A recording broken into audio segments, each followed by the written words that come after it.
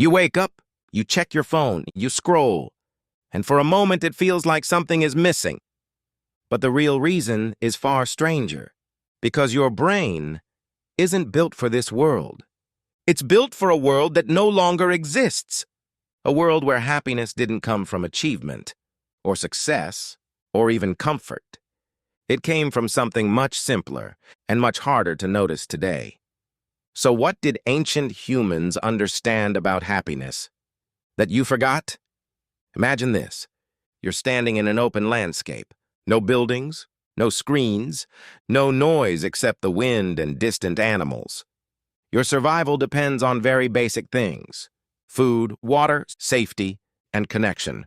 That's it. No emails, no deadlines, no comparing your life to thousands of others every day. Just a small group of people, your tribe, and your place inside it. Now here's the strange part. Despite how harsh that world was, your brain evolved to feel right in it. Not constantly happy, but balanced, stable, alive. Why? Because everything your brain expects was actually there. Modern life looks better, safer, easier, more advanced, but something doesn't line up. Because your brain still runs on ancient code, and that code has rules, rules that once made perfect sense. But now, quietly work against you. Take this one simple idea. Ancient humans never chased happiness. They chased problems worth solving, finding food, avoiding danger, protecting their group. Every day had meaning. Not because it felt good, but because it mattered. Now compare that to today. You're told to be happy, to optimize your life, to remove discomfort, to feel good as often as possible. But your brain doesn't actually want constant happiness. That's not what it evolved for. It wants engagement, challenge, movement, purpose. So what happens when those are missing? You feel restless, even when everything is fine. There's a researcher named Mihaly Csikszentmihalyi. He studied something called flow. It's that state where you're fully absorbed in what you're doing. Time disappears. Your mind quiets down. You feel focused, sharp, alive. And here's the key insight. Flow doesn't happen when things are easy. It happens when they are just difficult enough.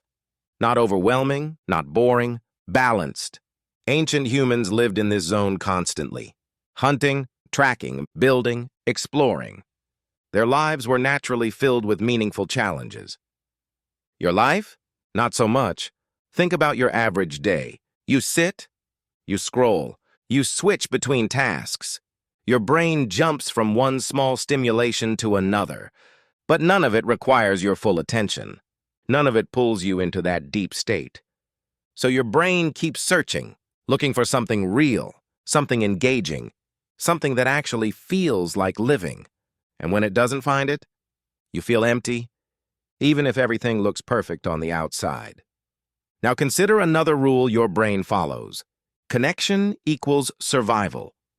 For ancient humans, being alone was dangerous. Isolation could mean death. So your brain evolved to reward social bonds, deep ones, real ones, face-to-face interaction, shared experiences, trust. But today, you can go an entire day without meaningful human contact. You can be surrounded by people and still feel alone. You can talk to hundreds and feel seen by none. Your brain doesn't understand that. It still expects tribe-level connection. So it sends you a signal. Loneliness. Not as a punishment, but as a warning. Something important is missing. There's another piece most people overlook. Ancient humans had clear endings. When they finished a hunt, it was done. When they rested, they rested. When night came, darkness forced them to stop. Their days had natural boundaries. Your life? Doesn't. Work follows you home. Entertainment never ends. There's always more to consume, more to do, more to check. So your brain never fully switches off. It stays slightly alert, slightly tense, always waiting for the next thing. And over time, that constant low-level tension becomes your baseline. Then there's comparison. Ancient humans compared themselves to maybe 30 or 50 people, their tribe, people they knew deeply, people they understood. Today, you compare yourself to thousands, sometimes millions. People you don't actually know, people showing only the best parts of their lives. Your brain wasn't designed for that scale. So it does what it always did. It measures. Am I doing okay? Do I belong? Am I enough? But now the standard keeps shifting, always higher, always out of reach. And no matter what you achieve, it never quite feels like enough. So what did ancient humans actually understand? Happiness isn't something you chase. It's something that appears when the conditions are right. And those conditions are surprisingly simple. Movement, challenge, connection, purpose, rest. Not perfect balance, not constant pleasure, just enough alignment between your environment and what your brain expects.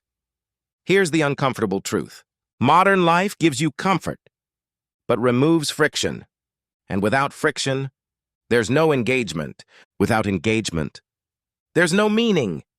And without meaning, happiness has nothing to attach itself to. So what can you do? Not abandon modern life. Not go live in the wilderness, but reintroduce what's missing. Move your body like it matters. Do things that require effort.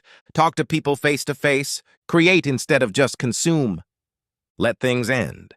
Let yourself be bored sometimes. Let your mind reset, because your brain isn't broken. It's just confused. It's still waiting for the world it was built for. And maybe that strange feeling you had this morning when you checked your phone and something felt off wasn't a problem. It was a signal, a quiet reminder that happiness was never supposed to be found there. You wake up, you check your phone, you scroll, and for a moment, it feels like something is missing. Now you know why, and maybe, for the first time, you know where to look instead.